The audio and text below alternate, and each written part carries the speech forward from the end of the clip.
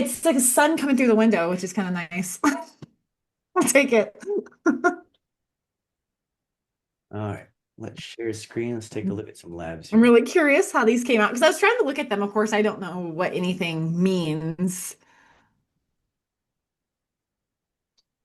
In here. All right, let's start here with the thyroid panel. Let's see, is that on here?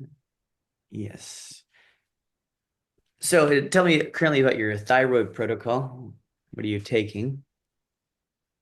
Um, I mean, other than I think iodine and is it selenium Hmm? that are supposed to help with my thyroid. Nothing else I think is specifically thyroid. Okay, so you're not taking any thyroid medication at this time? No, not at all. All right, very good. Well, we can see your TSH is still elevated, but it has improved. You were previously 7.5, which even by conventional standards is very high and would oftentimes indicate thyroid hormone replacement. But luckily at the time, we had also ordered your free T3 and free T4, which those were actually fairly decent. Like your free T3 is 3.5, which is a very good level. In functional Mm, medicine, we target above 3. So 3.5 is very good. And then your free T4 was good. So if you had gone to a conventional practice, hopefully they would have reflexed and measured those, because if you had treated yourself with thyroid hormone just because the TSH was elevated, you probably would have felt more anxiety and more jitteriness because the thyroid hormone would go up too much, right? oh, that's horrible. Yeah. Okay. Uh, but it has improved. So selenium and Okay. iodine is a great mineral to replenish so that you give your body back what it needs. So the TSH is going in the right direction. It's still not It's optimal. impressive. Okay. Yeah, your free T3 and free T4 are relatively unchanged, right? There's not much difference there. Your thyroid peroxidase is also unchanged at this time. Same. Your thyroglobulin antibody is also essentially unchanged. Hmm. So you still have a little bit of oxidation going on, and maybe there is some nutrients, specifically antioxidants, that are lacking, which we will look at later in the micronutrient panel. Okay. That's interesting. But overall, it doesn't look too bad if I'm reading it from a normal person perspective. No, not too bad, Okay, but we're that's looking cool. for optimization here, so it can get better. Next, we look at the CBC with differential, and it flags lymphocyte map in the red, or lymphocyte count in the red. It's just slightly on the lower end there, Mm, not too far off from your average 1.4. I get more concerned when the lymphocyte map count is very high consistently or very low consistently. Again, a little bit low lymphocyte count can be nutrient deficiency, but it's something to okay. monitor. It can be acutely low or acutely high from an illness, of course, too. But I don't think you were sick at the time of testing. Mm-mm. No, I wasn't sick when we tested last week. I think I was sick the first on January. So it was at January 2024. I do remember having like some kind of sinus infection during Oh, that time. that's right. Your white blood cell count was it was good. Really, in Okay, both times we tested, that's really an optimal level for white blood cell. When we see it great. above 7, we do get a little bit concerned for stealth infections. And then red blood cell count has improved as well. 4.8 now, 5.29 previously. Again, we thought maybe that had been an adaptation to training at high altitude, potentially. I was just about to bring that up because I feel like I'm training harder now at higher elevation this time than when I took that last blood test in January. So it's interesting both of those are lower. Yeah. Your hemoglobin from 15.1 to 13.8. Now that can explain a little bit more exhaustion. You have about a pint less of blood circulating at this time. Mm. So have you been bleeding more heavily? Have you been losing blood? Less iron in the diet potentially? I've always struggled with iron. I honestly will I just want to say that I've always struggled with iron, definitely bleeding heavier on like menstrual cycles.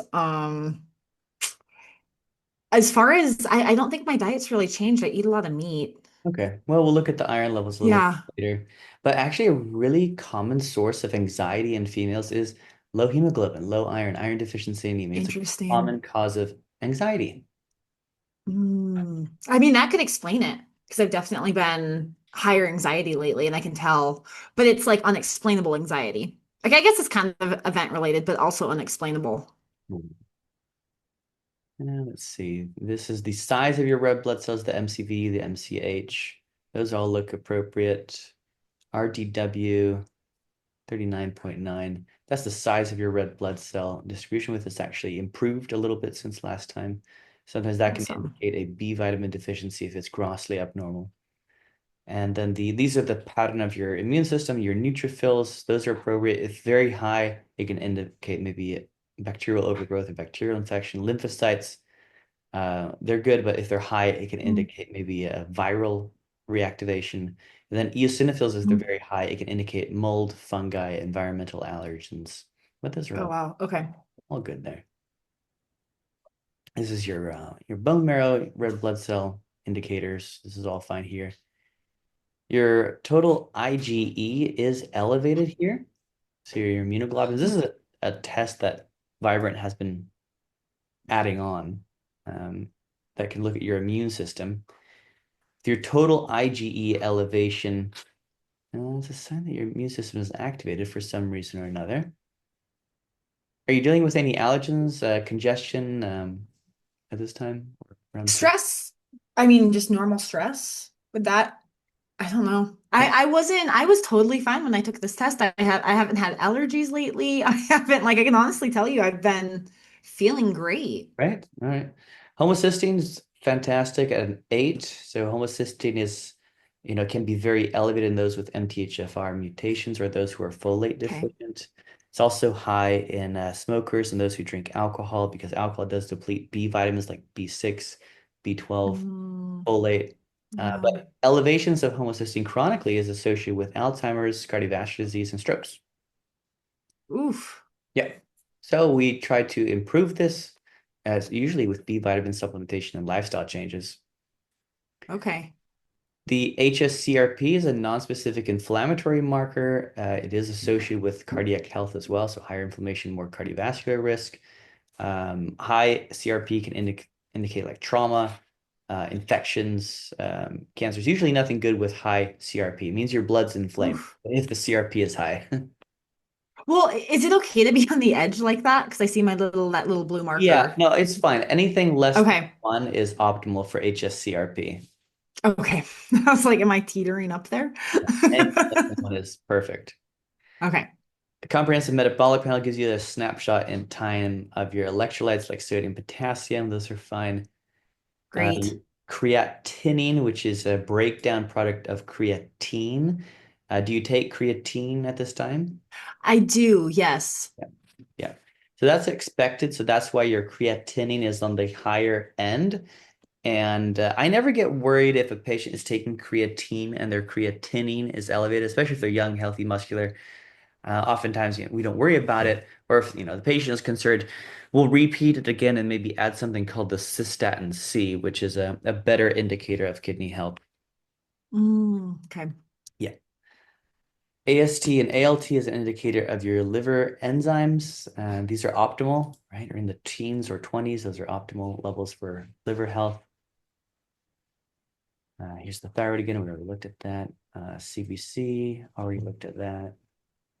Some repeats here. Okay, now let's get to the micronutrient panel. Getting a lot of nice green scores here, and but Nice. oh, Well, I do want to ask you that cardiovascular health, that's a little yeah, worrisome being a runner. yeah, Why yeah. am I not in the 100%? Well, it's just giving you that score because of your AA to EPA ratio. It's your omega Okay. 3 to 6 balance. So a lot of these are just flagged in red, but where is the? Okay, we'll just go through it line by line. The fish oil will come later. Let's see. Okay. Okay, so vitamin A. So this looks at both serum and cellular. So serum is what's in the blood at the time of testing, and then cellular is the 30 to 60-day average of the nutritional status. So it looks at a white blood cell micronutrient analysis, which is very cool. This is one of Vibrant's like flagship tests. So we can see here Hmm. vitamin A, which is a fat-soluble vitamin. The serum is actually a decent indicator of your average as well because it's a fat-soluble. And so your serum vitamin A has always been very good. Your cellular vitamin A, a little bit on the low end, but still fairly good when we average out the serum and the cellular. Now, the B vitamins, B1, B2, B6, these are water soluble. So a little bit easier to get deficient in these, especially if you didn't take the vitamin at the day of testing or the week of testing, the serum can be low. But then the white blood cell, the cellular kind of tells us your overall absorption of B vitamins. So we can see here your B vitamin cellular and serum are both way on the low end of the reference range. Mm, So this can tell us, is the patient not taking a vitamin? I think you take vitamins. Or does the patient have absorption issues? Maybe gut problems where they're not absorbing the food that they eat, or they're not absorbing the multivitamins or B vitamins that they okay. consume. Yeah, I take a multivitamin. I don't take a specific B vitamin, but I take a multi. Yeah. The one that you told me to take. Is Yeah, it the and Fido? that's a really solid one. Yeah. But if you have gut issues, oftentimes you will not absorb a standard vitamin, which is what Oh, we're. interesting. Okay. Let's see. Vitamin C, also on the low end there, especially for runners, you want to make sure you're optimized in vitamin C because Okay. it's important for collagen synthesis, critical for your joint health Mm, and also your oxidative stress because you do put a lot of stress on the body with so much running. So you want to make sure your antioxidants are optimized. yeah, I definitely, again, I just rely on the multivitamin for the vitamin C. I don't take anything specific for C. So it is fairly decent. Yeah. Your B12 cellular a little bit on the low end there. So maybe you're not Okay. absorbing that much, but your Hmm. serum is elevated. So it's in your blood because you're taking the vitamin, but your absorption is maybe less than desired. Okay. Vitamin D is much better currently. You have definitely been supplementing, or you're getting more sun. Supplementing. We don't have sun out here in Utah. Even in summer? I mean a little bit in the summer, but it's not as prevalent. Hold on one second. Can we pause for a second? My boyfriend's calling me Yeah, go and he ahead. might need something. Sure. Oh, can you hear me? Yeah, Pause for 1 second. My boyfriend's calling me. He might need something. yeah. I will pause. Here we go.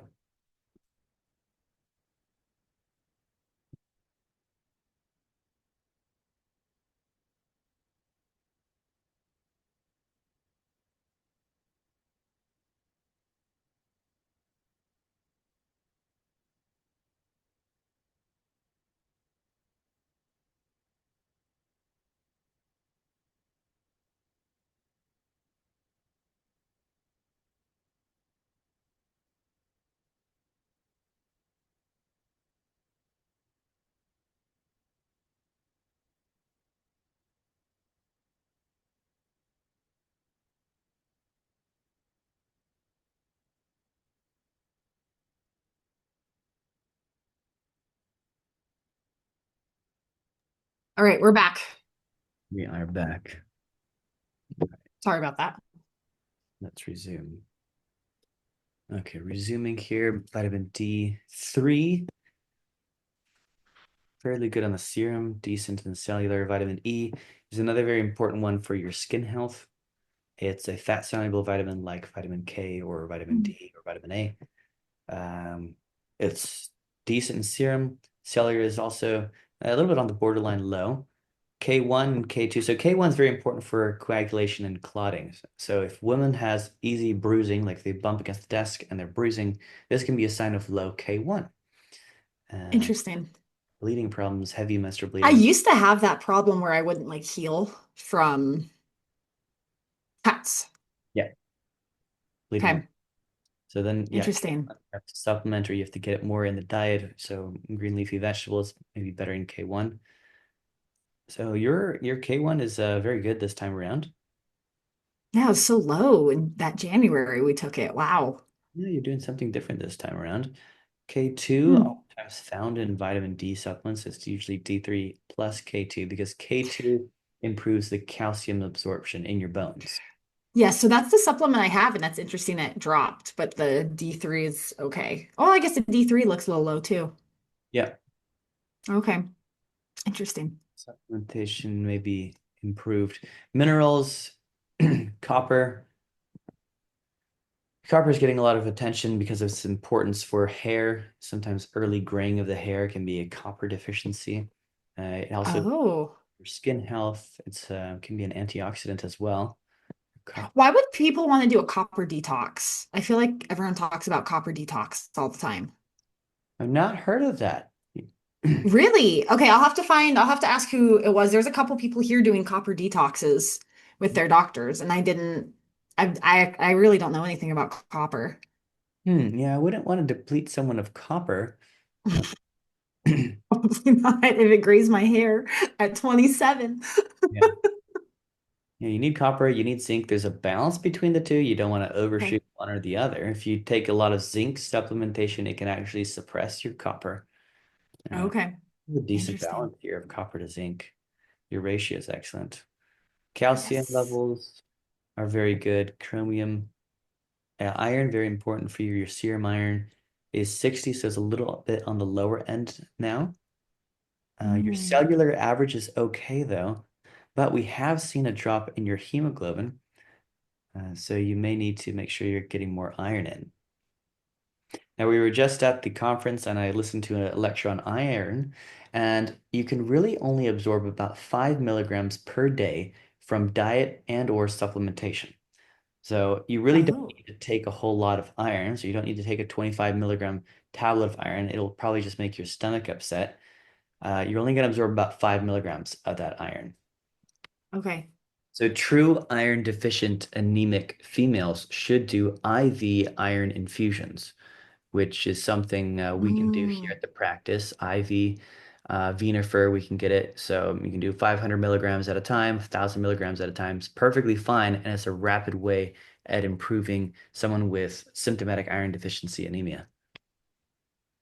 Is it considered you're anemic? At what levels? When you have symptoms, right? So you can have, Okay. you may be symptomatic right now. Like what you're experiencing now might be Okay. symptomatic, right? But Interesting. So it's not just a specific. well, in the hospital, right? They're going to try to infuse you if your hemoglobin gets below 7, and they Okay.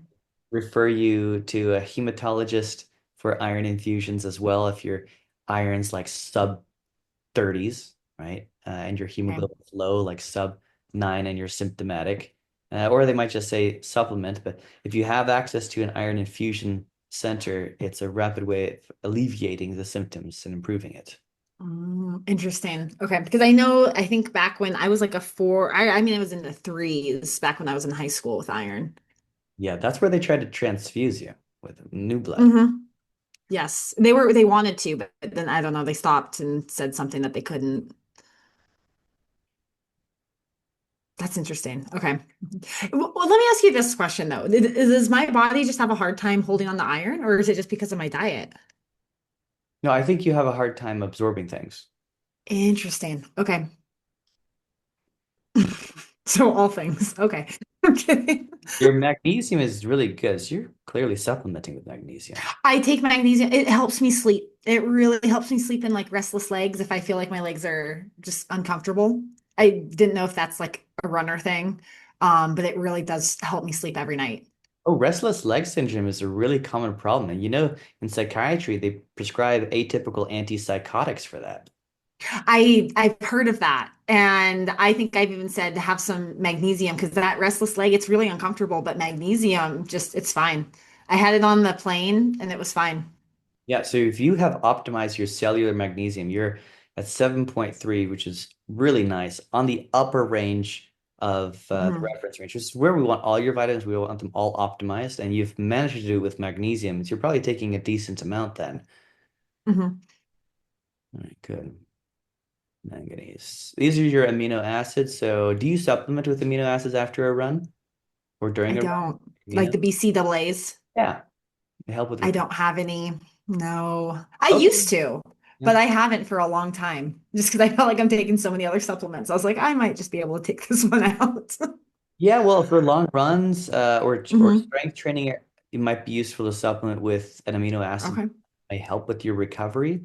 You're a little bit low in a couple of these. Isoleucine and leucine, you can get them from a whey shake, which will definitely help you with recovery if you're struggling with that. Is that what it's called? A whey shake, like a whey? Yeah, whey will be leucine. essentially. They'll have all these amino acids. Oh, okay. I see what you're saying. Okay. Whey. Oh, like the protein. Okay. Yeah, whey protein. And here is that omega-3 to 6 ratio. This is why you got one red flag on the Vibrant test. So your omega-3 index is a little bit off, right? So your omega-6 Okay. are high, and your omega-3s are in the, I mean, average range. But since the omega-6s are high, it's throwing off your ratio of 3 to 6, Mm, right? And omega-6s can go up if okay. you're maybe eating a lot of nuts, eating out of, certain seed oils. That can throw it off, or just not getting enough omega-3 or fish into the diet. Yeah, I definitely don't eat a lot of fish. I take the fish oil pills Okay. or the omega, yeah, the omega-3. I supplement for it, but I don't think I know of any other ways. I mean, I have salmon like once a month. Well, It's mostly steak that I eat. very important for mental health is increasing your Okay. 3 to 6 ratio. And maybe if you can push your threes up, you'll feel a lot better too. Okay. And that's in salmon. It is Okay. wild caught salmon, of course. Wild caught. Yeah. Carnitine is found in meats, of course, helps with fat mobilization, fat burning, very important. Sometimes I'll have patients on weight management protocols, they'll inject carnitine intramuscular prior Mm. to a cardio session because injectable carnitine can help improve free fatty acid metabolism, help you burn fat for fuel. Oh, interesting. How do you keep that level? It just Uh, levels out. Protein intake, high meat diet. Oh, Yeah. okay. Sin carne from the Latin, meat or Italian, meat, carne. I didn't know if it was linked, but it makes sense. Okay. Inositol is really important for women with PCOS-like symptoms. It can improve their insulin Mm. sensitivity, help them with the PCOS syndrome. You could do better with inositol. A supplementation of inositol can maybe help with difficult menstrual cycles. So that's worthwhile. Interesting. Okay. All right, there's a good product called Flow. It's a good supplement for that. CoQ10 and methylmalonic acid, that's for B12. It's a marker of B12 deficiency. And CoQ10 is an antioxidant, it's a Ah. critical enzyme found for in 500 chemical reactions in the body, really important for your mitochondrial health. You have improved it some. Mm. I've been taking, I think the CoQ10's in with the fish oil pills that I take. Oh, good. It's omega-3 and CoQ10, I think it is. That explains it. Yeah, Hmm. deficiency of CoQ10 can cause muscle fatigue and even muscle cramps and pains. Very important. Oh. Yeah, I never have muscle fatigue or cramps unless I'm sick, where it like I have just body aches, but I never really get cramps either for like muscles, like the Charlie horses or anything like that. Okay. Cysteine is the one of the precursors of glutathione, so your master Okay. antioxidant is an antioxidant amino. And your cysteine still needs a little bit of help. I see this oftentimes in athletes or those with some oxidative stress as they do seem to deplete their glutathione and cysteine. So again, your glutathione is still low in accordance to your cysteine levels as well. Okay. So you can supplement with NAC. Oh, I take that. How much do you take? Should I go get the bottle? Do you take two? I take one. Take one. The red pill. Yeah, I would do probably 2 grams a night. Try to bump that Okay, two of them. Okay. 2 grams a night, I was NAC. gonna say I do have NAC. Yeah. That I do take. 2 grams NAC, and you can also do 2 grams glycine. Glycine is also very relaxing for the muscles.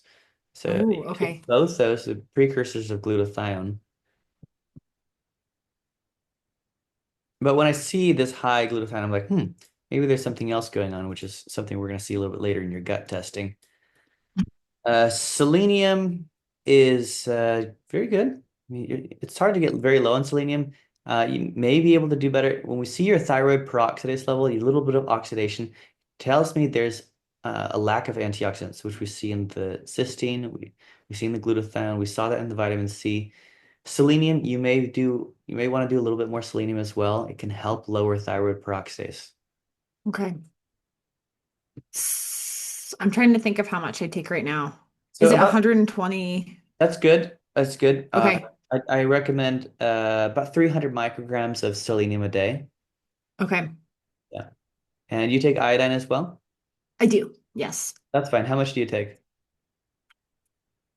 Oh, I don't know on that one. It's on the bottle it says like 4 drops or four or Okay, five good. drops. Yeah, that's fine. Yeah. That's about 3 milligrams. That's fine. That won't really increase your TPO if you're taking Okay.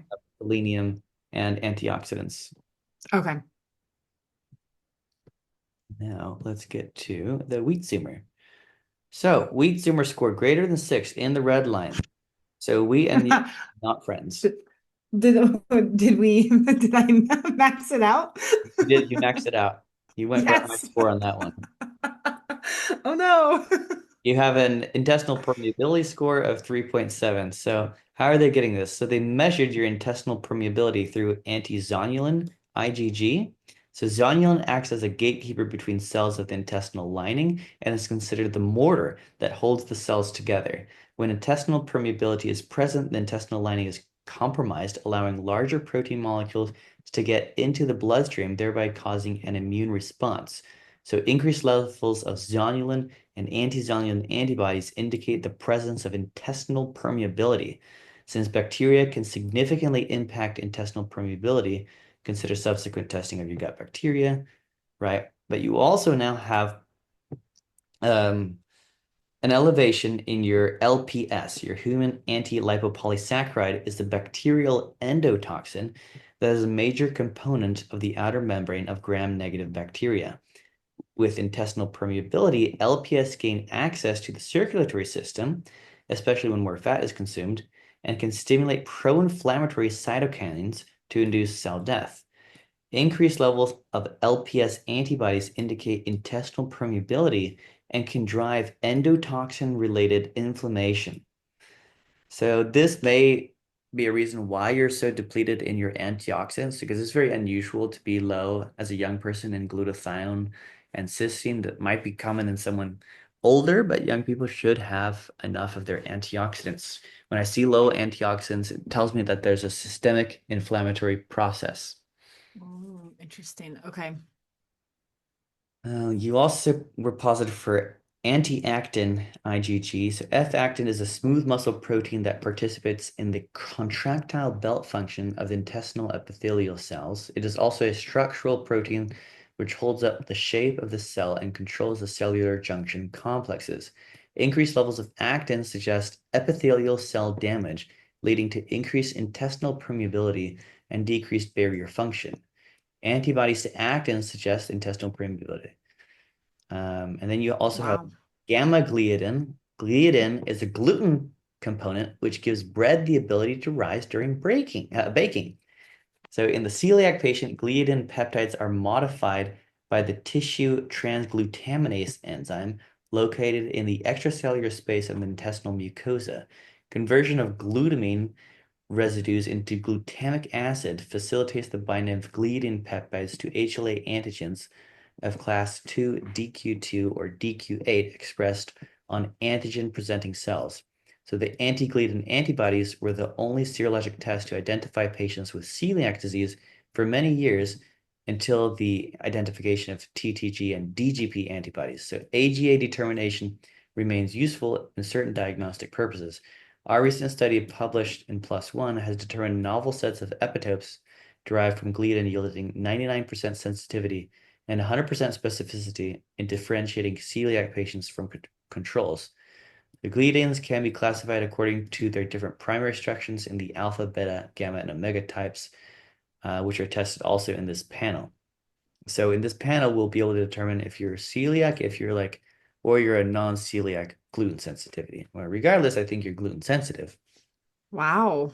But if you're a I celiac, don't, gosh, and I don't even eat that. I don't eat bread. So that's kind of interesting. hmm,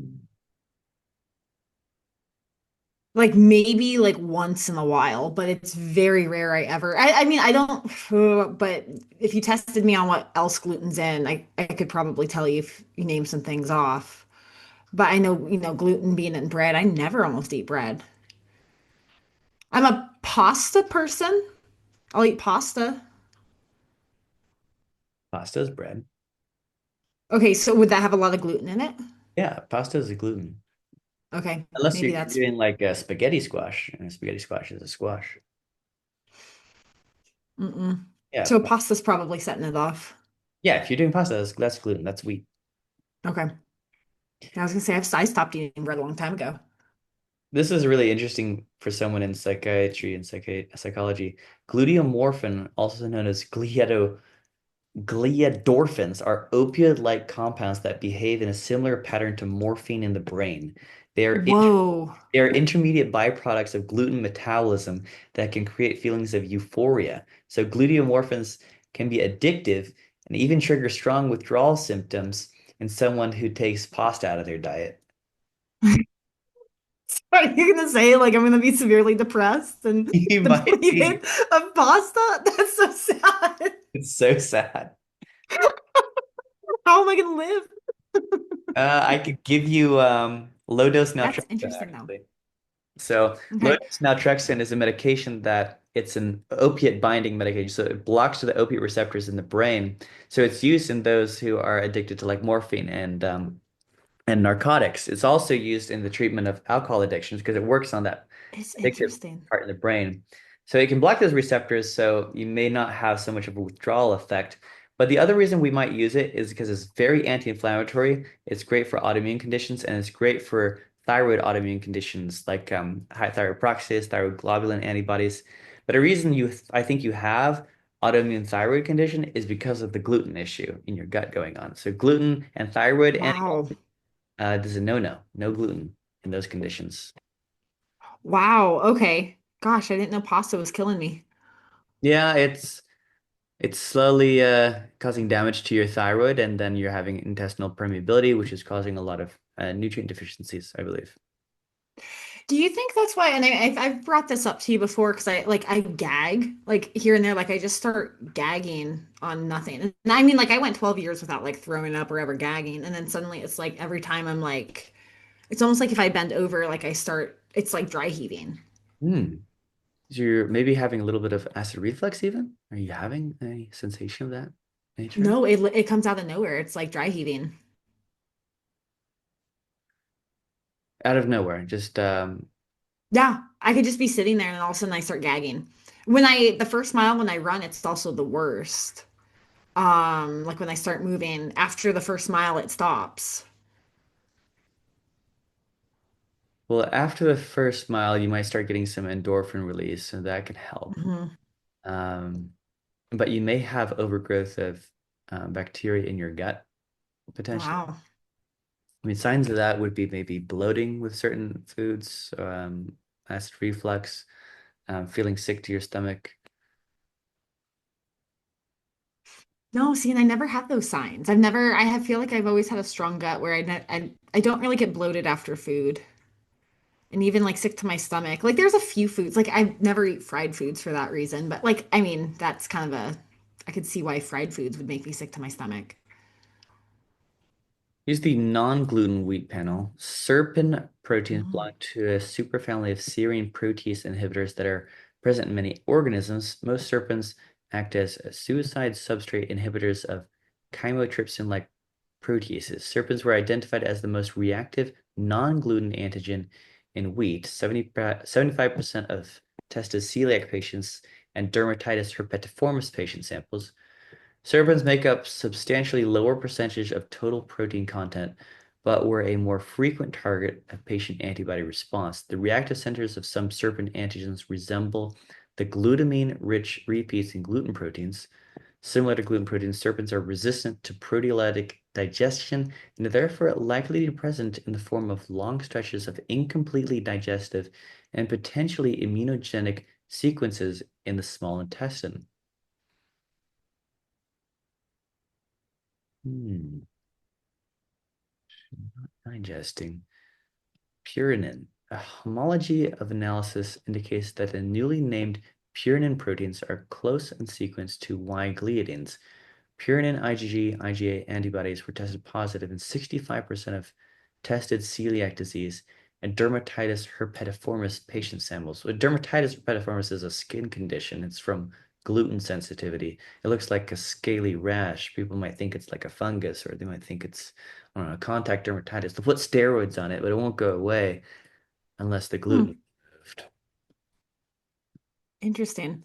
I get weird rashes like on my face, but they're not like the dermatitis rashes. Hmm. Could They're like, it almost looks like heat, like a heat bumps. Okay. Tissue transglutaminase 6 is a biomarker for brain and the central nervous system issues. Elevated antibodies indicate a gluten-mediated autoimmune reaction affecting the brain.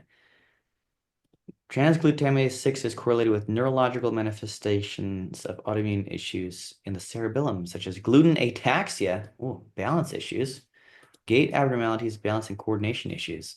Consider a strict gluten-free, grain-free diet and gut healing protocol. Yes. Hmm. No balance issues. You're still an athlete. Yeah, I was gonna say I don't have anything that met any of those symptoms. Hasn't happened yet. Not yet. I gotta take gluten out before I tip over on a run. Yeah.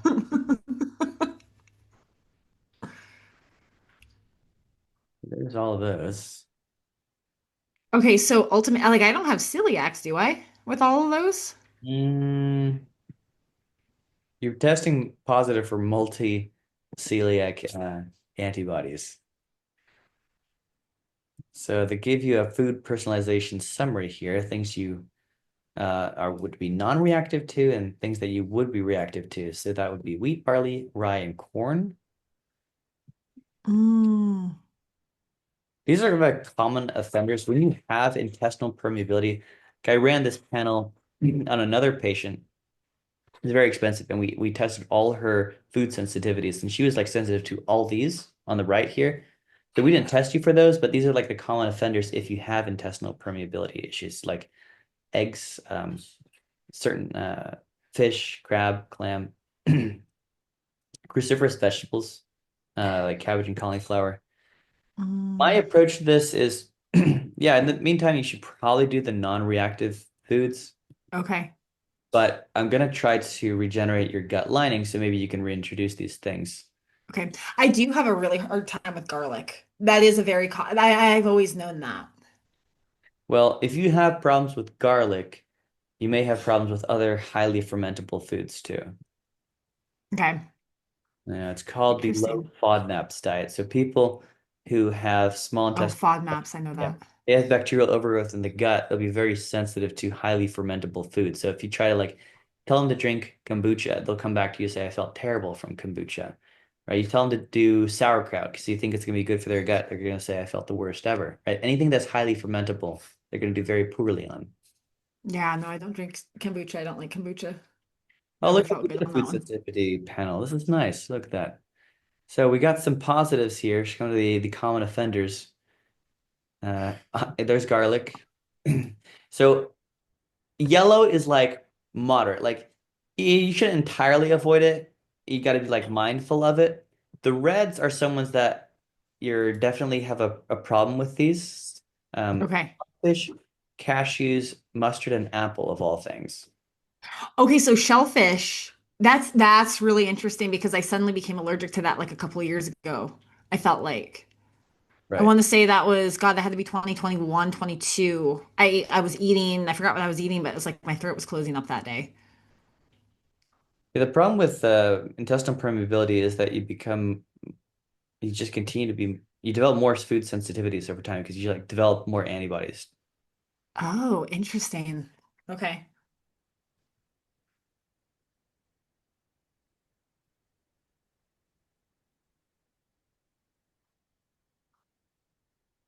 Garlic.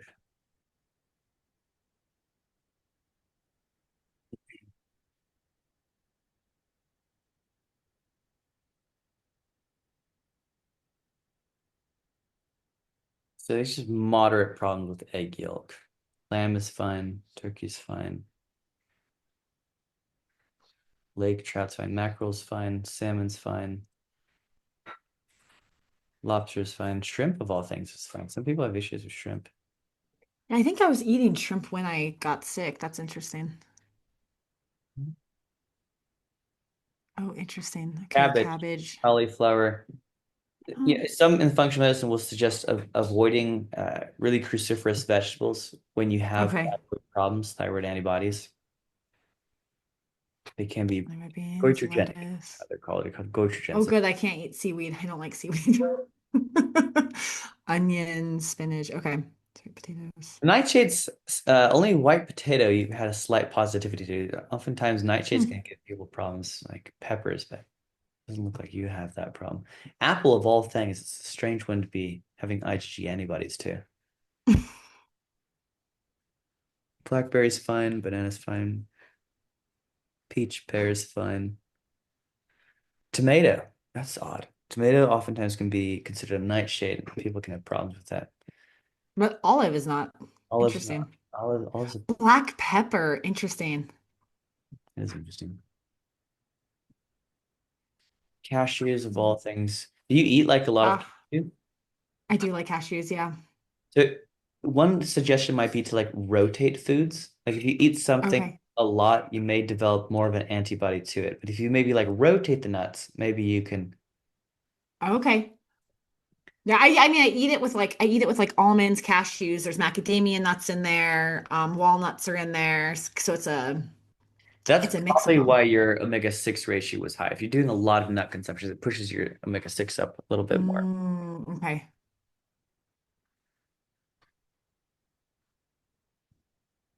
How bad is that coffee? No, it's not bad, is it? Okay. This It says it says bad, yellow.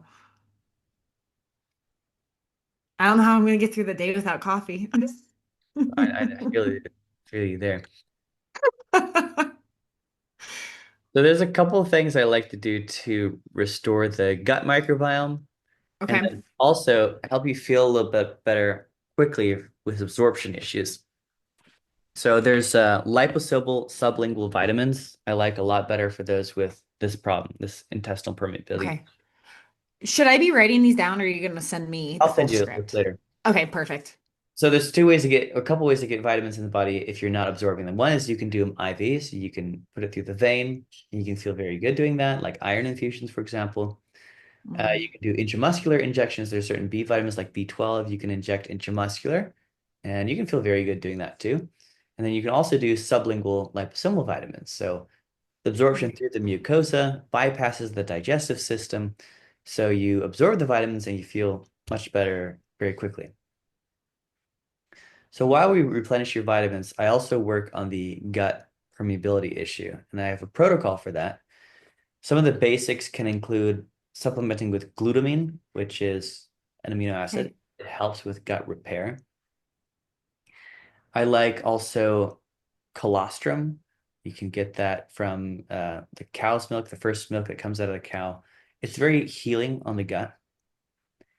And then a peptide called loracetide.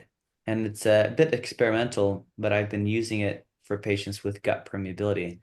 Loracetide is a peptide uh, inspired or derived from Vibrio cholera, which is a disease, an infectious disease. But the Mm, loracetide, it helps repair the intestinal lining, helps bring it back together. So there's less gut permeability. So that's part of like a basic protocol I do. Other things okay. we might do is maybe look at your gut. This can include looking at microbial balance in the gut to see what things might be missing. You can just try to replenish the gut with certain microbes, right? We can do Akkermansia. Akkermansia is found in fermented vegetables like sauerkraut and Mm, kimchi. If you can tolerate fermented vegetables, you could incorporate them back into the diet if you can tolerate them. If you can't, if you have sensitivity to it, that's another story. We need to look into that a little bit deeper. But Akkermansia is often one that's lacking if you don't have a fiber-rich diet with prebiotics. And then we can also replenish you with butyrate. Butyrate is another really important one for your gut. Again, a balanced diet can help support butyrate production. Fibrous vegetables can help with that too. okay. Um, but I think for you, avoiding the gluten will be very important. Do you get like maybe joint pains ever? I mean, I do, but because I run so much and never thought anything of it. Okay. Like I mean, like even my elbows start like some like it's like shooting pain sometimes, but it's not chronic. I just figured it was from like overtraining. Hmm. In your elbows? Yeah. But I mean, it'll be in like my knees or my hips too. But like again, when that happens, I'm like, oh, I did like 10 miles today. Like, of course something's hurting. Um, but like my elbows will hurt sometimes. Mhm. But I just never thought of anything. Thought about it because I train so much. It's very common when you have gluten problems, you start getting arthritis Okay. pain in the Hmm. joints. I don't know if I would call it arthritis though. I mean, it's just, it's momentary and it leaves. Hmm. I felt like arthritis is like very consistent where it constantly hurts. Yes. Yeah. It, Yeah. No, I don't have anything that constantly hurts other than like overuse injuries, like here right. and there. Okay. Well, the gluten for you then would be important to remove because Okay. it helps other things maybe you're not aware of. Maybe it can improve how you feel mentally. Yeah. Yeah, it might be affecting me. It Huh. can. And then of course your absorption issues. If we remove the gluten from the diet, I think your malabsorption issues will improve. Iron deficiency anemia and iron deficiency is found in autoimmune conditions and inflammatory conditions. This is a very common reason for someone to be superbly iron deficient and anemic. And celiac Mhm. and gluten problems, this is also a very common reason for iron deficiency anemia. Interesting. Is this something I can reverse if it's going into the celiac disease? I am going to attempt to reverse it for you. I Okay. don't think there's any known protocol. But I've developed this protocol like butyrate, liraglutide, some pre and probiotics, glutamine, and removal of gluten from the diet. Um, Potentially stem cells as well. I have another patient we're doing stem cells for this in an attempt to reestablish the gut lining. When you have a breakdown of that gut lining, it predisposes you to a lot of problems like this Yeah. bacterial endotoxin lipopolysaccharide, which we should treat this as well. LPS can create bacterial biofilms in the gut lining. And then when you have bacterial biofilms, it perpetuates the leaky gut syndrome. So we should probably run a month of biocidin to try to, clear this out as well. Okay. Um, but yeah, it's very problematic, and it's good that we caught it early. And I'm glad you don't have more problems with this. You Yeah. don't have more manifestation of it really, or maybe all the running, all those endorphins are treating it because when you chase Hmm. those endorphins are they make you feel good. I think they're also a little bit immunomodulatory as well. It's why I use low dose naltrexone in people. The low dose naltrexone is immunomodulatory. It binds the opiate receptors in the brain. It releases endorphins, which help people feel good, and it helps modulate a lot of these inflammatory cytokines. So it modulates autoimmune condition. I would put you on low dose naltrexone as well. You'd probably like it a lot. You'd feel better on it, like less anxiety. Um, you'd sleep better on it help with inflammation, That's and it will also help you get off the gluten, which is gluten. okay. That's not like what was it? Not a mental health or an antipsychotic drug, is it? Low dose naltrexone is also, or naltrexone is known as antabuse, and Okay. Google it, you'd be like, oh my God, he's prescribed me something that's meant for heroin addicts. Yeah, So I'm a little scared of. a little scary when you Google it, but that's the dose 50 to 100 milligrams. Or Okay. Vivitrol, which is an injectable form of naltrexone that's used for alcoholics. This is different. We're using low dose naltrexone. So between zero point 0.5 and maybe 4.5 milligrams. I'll start you at 1 milligram. You'll take it every night. It's very low, mild dose. It's not addictive. It's the antidote to addiction. And I think it's going to help you feel a lot better. Okay.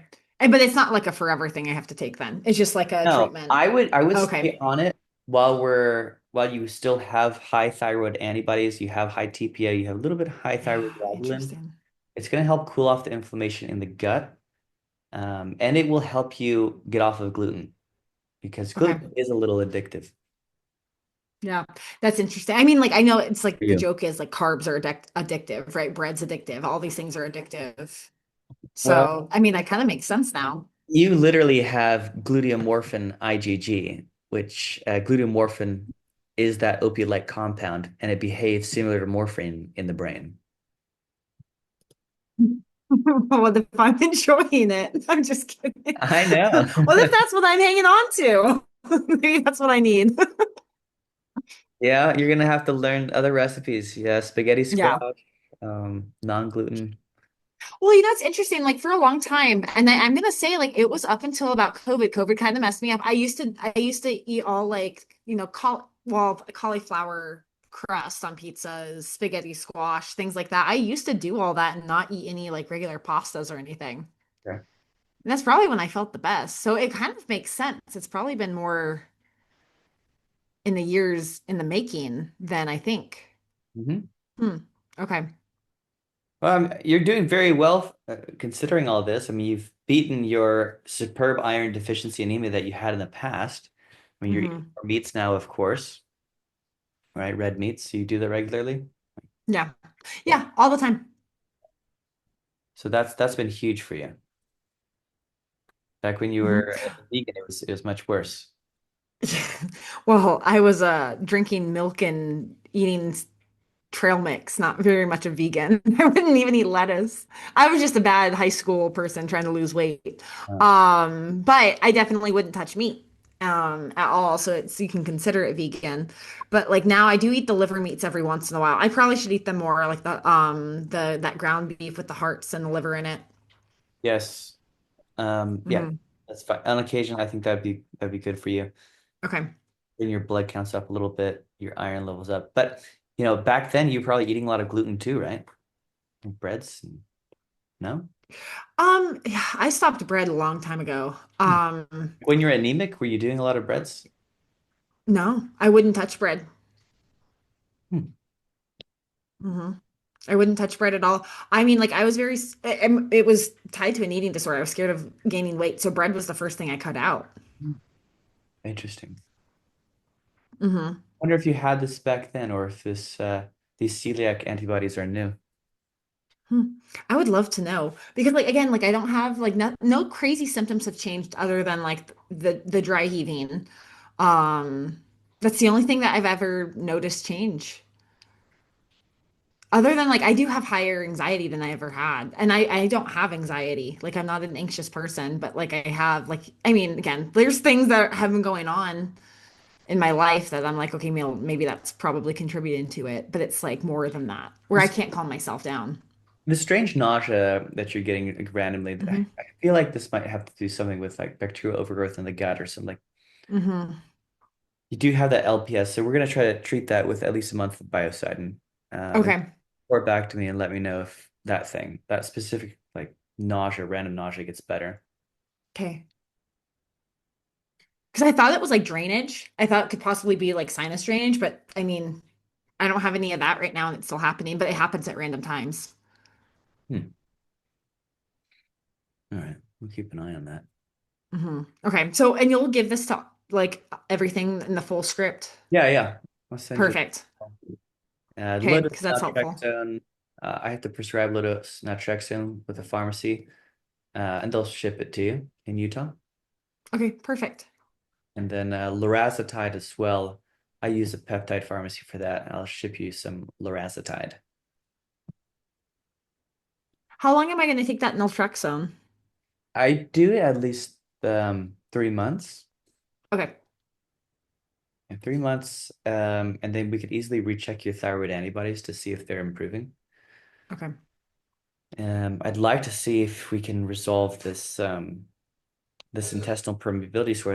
Repairing the gut lining may take longer than 3 months. I mean, first we're gonna treat Hmm. this probably what's bacterial overgrowth in the gut. You have that LPS issue. Repair the gut lining, And then maybe 6 months down the road, we retest that. And if you've been good like avoiding, Okay. I would hope that maybe we've repaired your gut lining enough. We start seeing a change. And that's going to be by what am I taking for the gut lining? Oh, the whole protocol. It'll be Okay. glutamine, biocidin, lorazepatide, butyrate, a couple basic things like that. I'll send you a Okay. list. Perfect. Very good. Okay. That was fun. It was fun, but man, I didn't know it was like that bad. I thought it would be a little bit better because I've always been pretty healthy. Oh, you are healthy. If you're doing great, but I think the gluten is holding you back, unfortunately. I never knew I had gluten sensitivity. It's never even come up, but I never thought about it because I don't really get sick. Would any of this help my hair grow? Yes. Okay, so that could be my like real big motivation. I just want my hair back to normal because it broke off. Right. No. Yeah. So,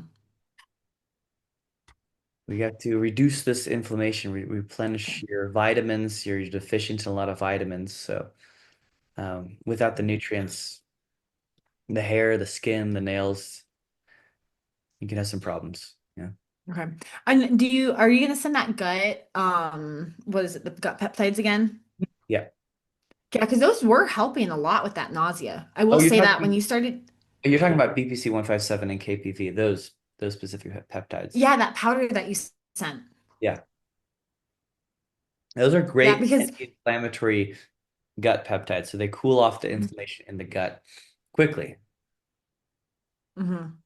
Yeah, because as soon as you sent those to me, it was like, I mean, it was kind of like a joke where it's like I couldn't eat and I was losing a lot of weight just not eating. And when you sent those to me, I was able to eat again. Like I was able to like not choke on food. And I was like, I mean, I was just like, it was like I hadn't eaten a meal in like months. I felt like a starving kid in Africa, the way I was eating once I was able to take Right. those, Well, that it makes powder. sense because you have a lot of gut inflammation. You can think of it Hmm. like red and irritated gut lining, and you pour those peptides into it. And BPC and KPV there's also some bovine colostrum and Akkermansia pre and probiotics in there. It just helps cool off that inflammation that's going on in there. That makes sense. Yeah, we'll send you more of those and you can use those. Okay. But we still need to address the causative agent of all your inflammation going on. And I think Right. I mean, you don't have to send those if they're not going to do anything no, they're great to long keep on term. hand. I mean, if Okay. acutely fantastic peptides to cool you off, but they don't fix the issue because I think you're continuously injuring it with the gluten, and then you also have LPS lipopolysaccharide, and it's just a lot of inflammation in the gut lining going on, and Okay. no wonder you couldn't Yeah. eat and were nauseous. Yeah, that makes sense. I was having a lot of trouble. I was really struggling with it. So that makes sense. Yeah. Interesting. Okay. Also, like, I'll look up what else has gluten in it. I don't think there's a lot of other things. There's not a lot of wheat based or crackers. I No, don't eat crackers. look up what's in trail mix. It's probably made in at least a factory with other um, With gluten gluten. products. Yeah, Okay. Oh, yeah. So even that stuff I have to be careful of. yeah, like cross reactivity. Yeah, Okay. Ah, man, that's going to be rough. Okay. yeah, Hey, I appreciate this. Thank you. This was fun. yeah. It's fun. Learning things I don't know every day. So yeah, no, I appreciate it. So I'll just look out for that full script. And I'll cancel that appointment I made on the 8th so you don't, Oh so yeah, well I somebody else switched can. to tonight. We're good. Yeah. Oh, you did? Okay, perfect. So I don't have to do anything with it. Yeah. All right. Good Cool. chat. Awesome. All right, talk to you later. Bye.